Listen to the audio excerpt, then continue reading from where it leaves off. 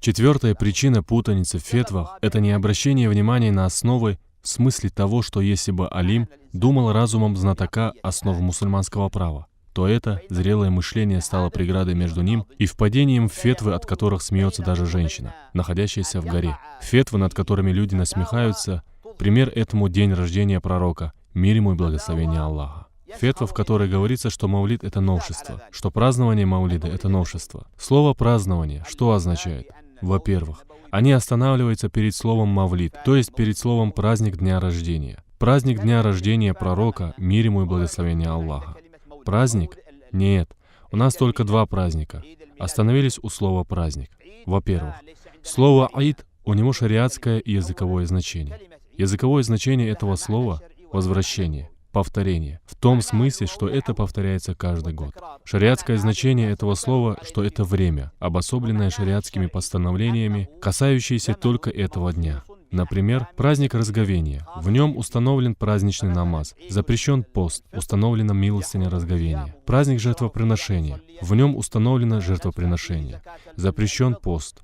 В нем есть шариатские постановления, касающиеся только его, в то время как день рождения пророка, мир ему и благословение Аллаха, не таково.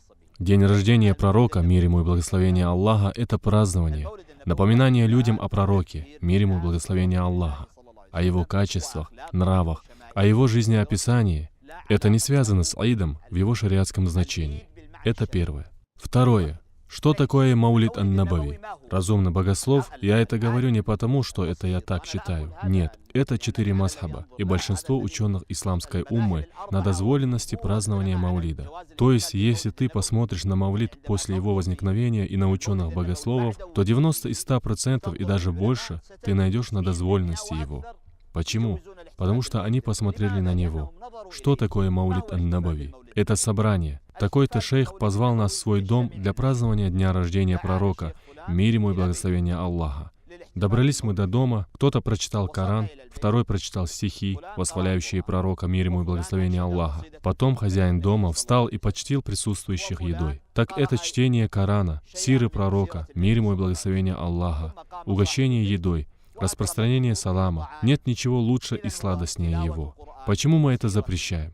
Мы запретим чтение Корана, или мы запретим чтение жизнеописания пророка, мир ему и благословение Аллаха, или же мы запретим восхваление пророка, мир ему и благословение, или же мы запретим угощение людей и распространение салама. Что мы запрещаем? Что меня, как человека, смотрящего на вопрос, состоящего из 5 вещей, каждая из которых по отдельности является достоинством, каждая из которых по отдельности является сунной, заставляет запрещать это? В нем одна сунна собралась за другой.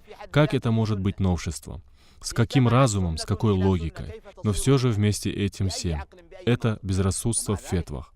Не проблема, если ты как человек выберешь себе позицию. Не проблема, если ты как человек выберешь себе позицию, что запрещено, если хочешь. Но не делай из этого беду, свалившуюся на мусульман.